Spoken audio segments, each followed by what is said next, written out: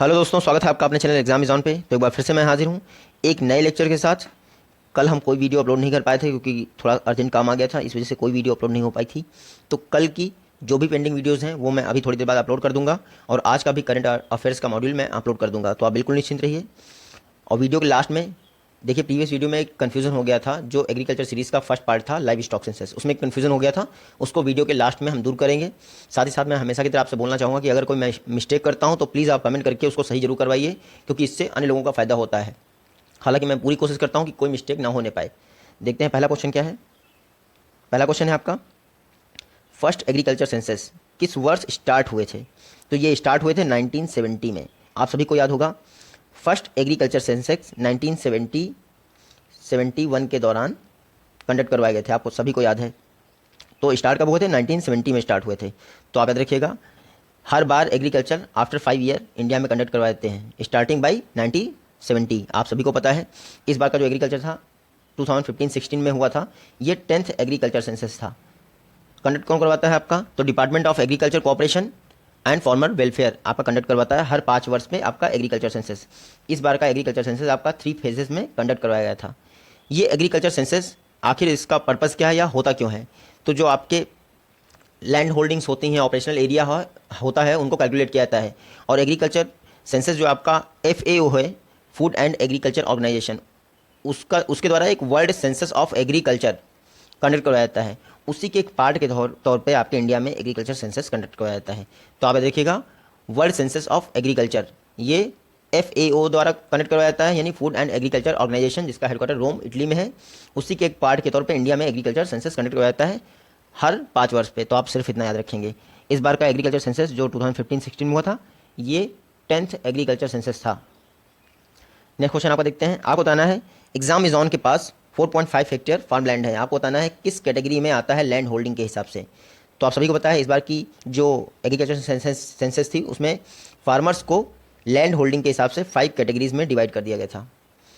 तो कौन सी वो 5 कैटेगरीज थी? मार्जिनल था, स्मॉल थी, सेमी मीडियम था, लार्ज था। तो आपको देखना है कि अगर मेरे पास 4.5 हेक्टेयर लैंड है तो मैं किस कैटेगरी में आऊँगा। तो आप यहाँ देख सकते हैं, मैं आऊँगा मीडियम फार्मर्स की कैटेगरी में। तो आप लैंड होल्डिंग्स के हिसाब से फार्मर्स की कैटेगरी आप यहाँ देख सकते हैं। मार्जिनल वो होते हैं जिनके पास बिलो 1 हेक्टेयर होती है फार्म लैंड। सेकेंड नंबर पे आपके स्मॉल आते हैं जिनके पास 1 to 2 हेक्टेयर होती है आपकी फार्म लैंड। थर्ड नंबर पे आपके सेमी मीडियम आते हैं जिनके पास 2 to 4 हेक्टेयर होती है। फिर फोर्थ नंबर पे आपके मीडियम आते हैं जिनके पास 4 to 10 हेक्टेयर होती है। और लार्ज वो आते हैं जिनके पास 10 हेक्टेयर या उससे होती है।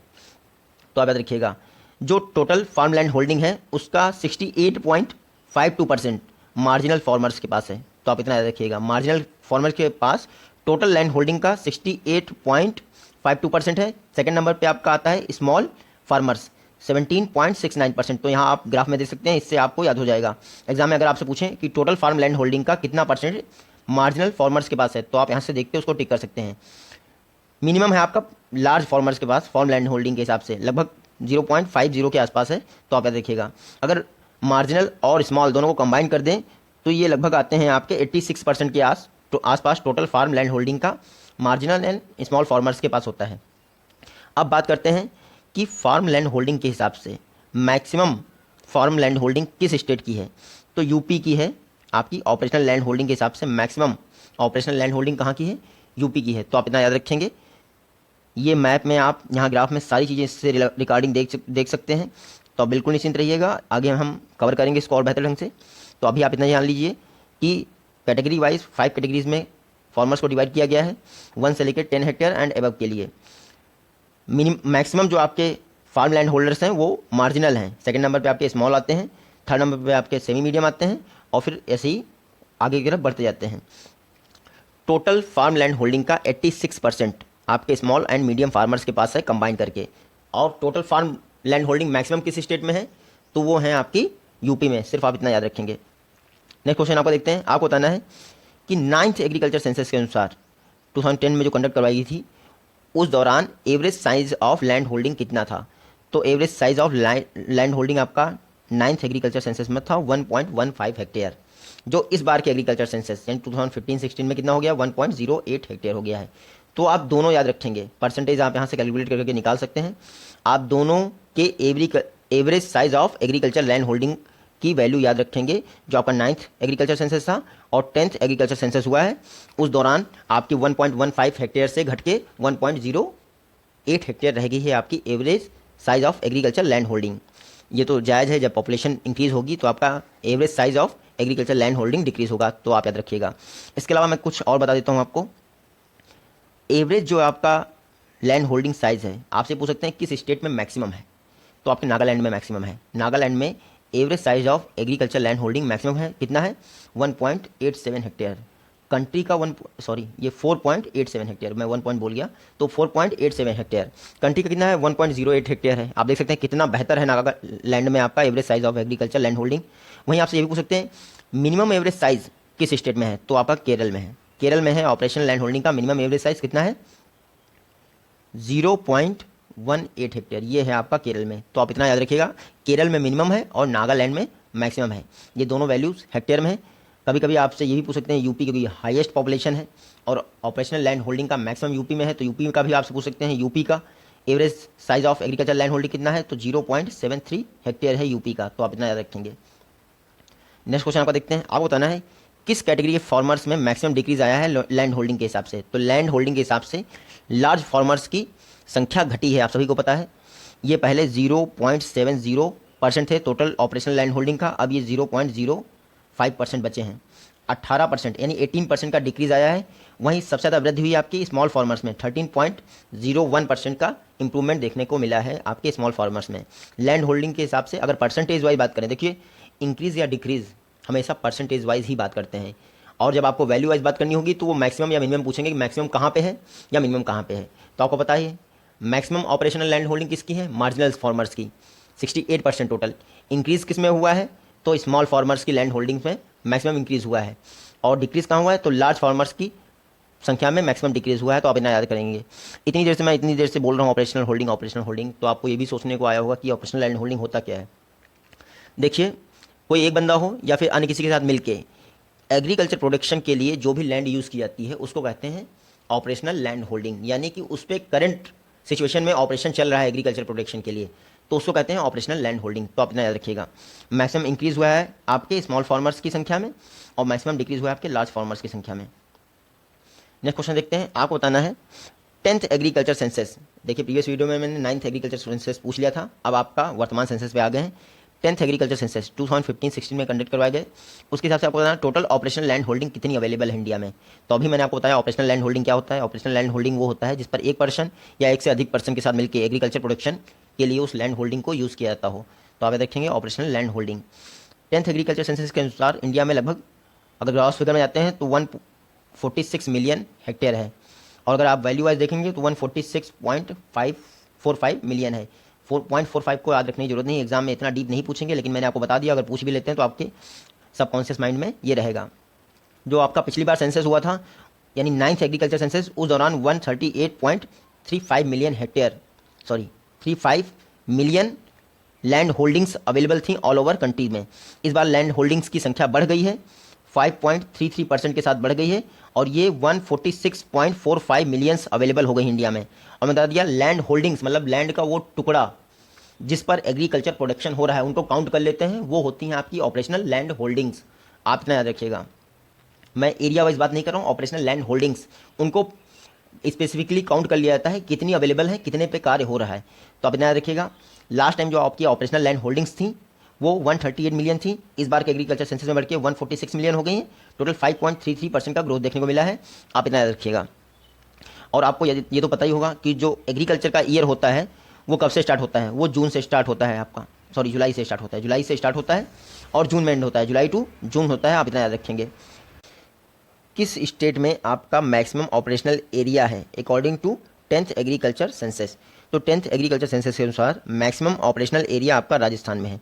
देखिए ऑपरेशनल लैंड होल्डिंग की हमने बात कर ली, एक पर्सन या अन्य पर्सन के साथ मिलकर एग्रीकल्चर प्रोडक्शन के लिए यूज़ हुई हो, ये कंपलसरी है, यानी एग्रीकल्चर प्रोडक्शन हुआ ही हो उस पे लैंड पे, तभी उसको लैंड होल्डिंग्स में, ऑपरेशनल लैंड होल्डिंग्स में कैलकुलेट किया जाएगा।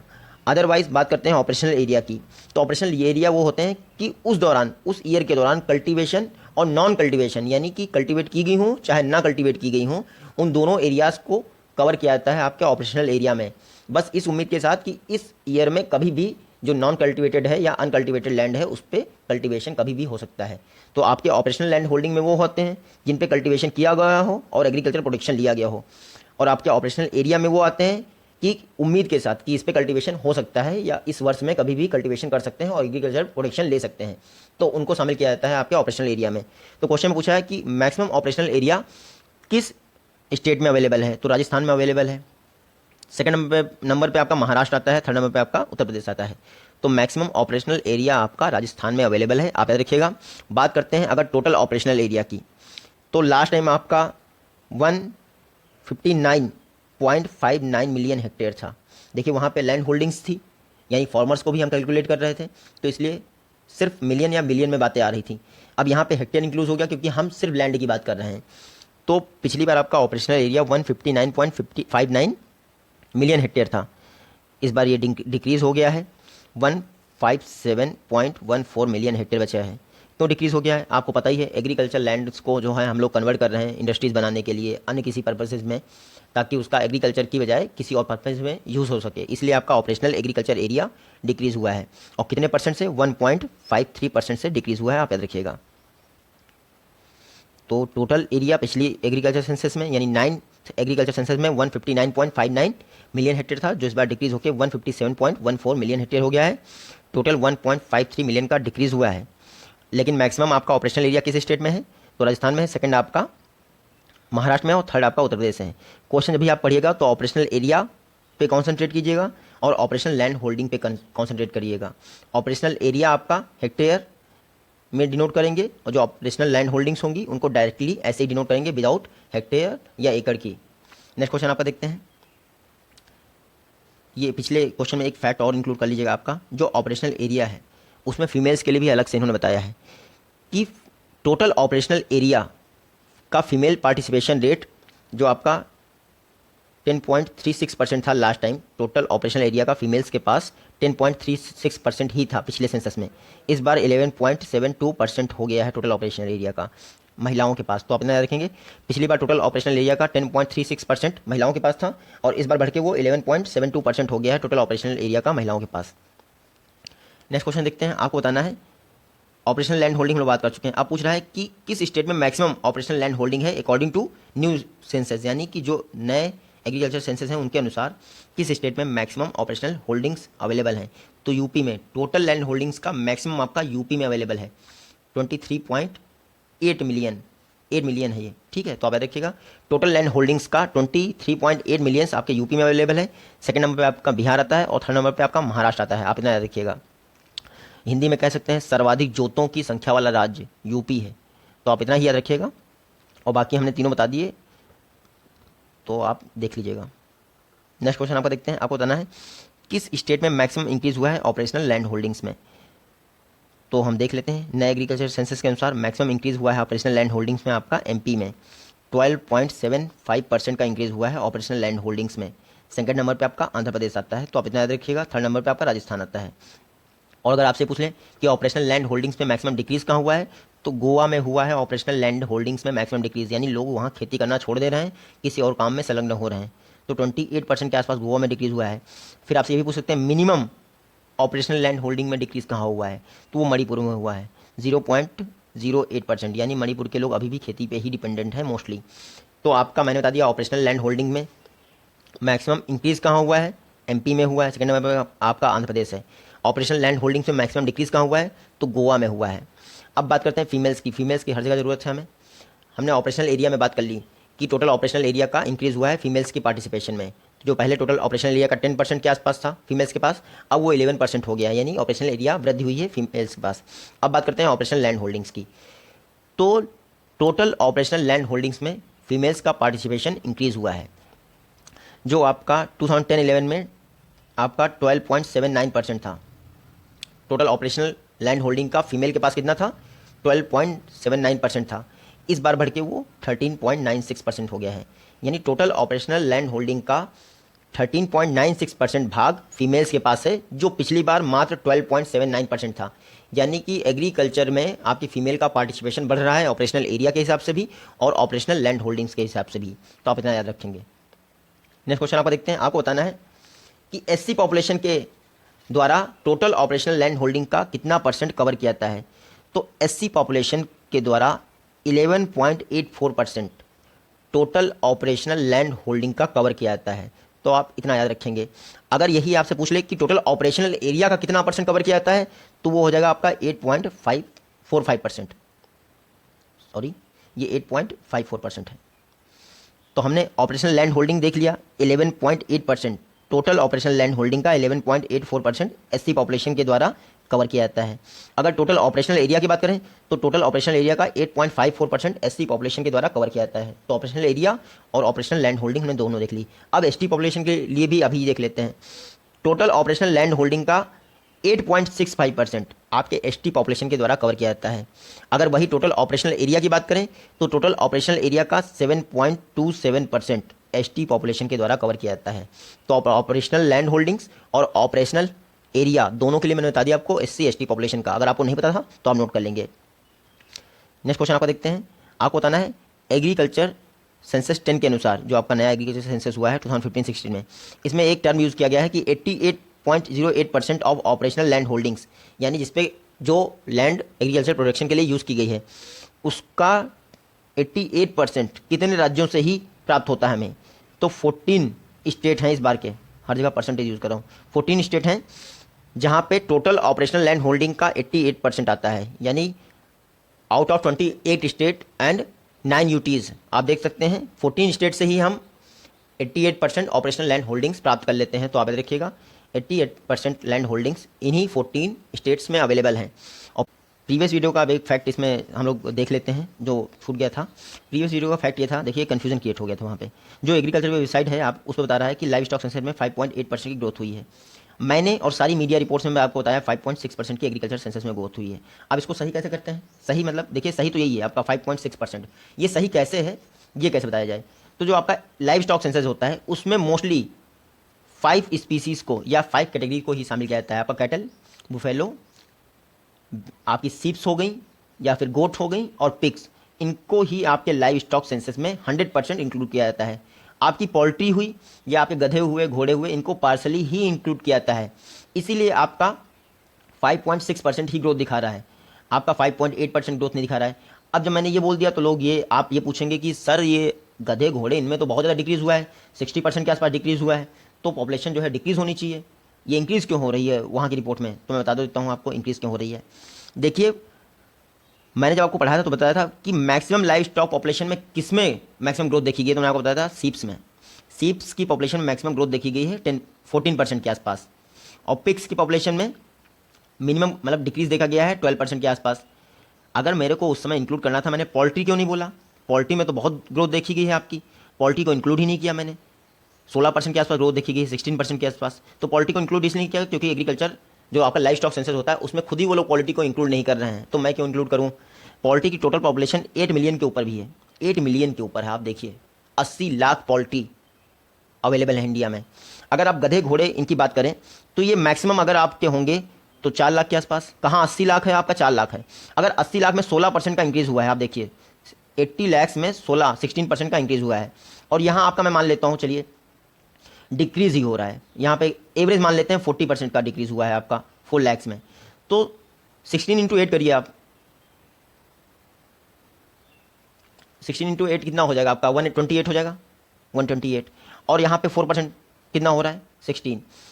अब देखिए यहाँ पे डिक्रीज हुआ है 40%, लेकिन आपका डिक्रीज कितना हुआ है? 1.6 लाख, मात्र 1.6 लाख आपका डिक्रीज हुआ है पॉपुलेशन में। और यहाँ पे इंक्रीज हुआ है 16%, जो कि 40 से काफ़ी कम है। फिर भी यहाँ पे 12.8% इंक्रीज हो गया है। जब आप पॉपुलेशन को कवर कर देंगे, मतलब मर्ज कर देंगे इन दोनों की पॉपुलेशन को, तो टोटल पॉपुलेशन में इंक्रीज आएगा या डिक्रीज आएगा? आप बताइए। टोटल पॉपुलेशन में इंक्रीज आएगा। क्यों?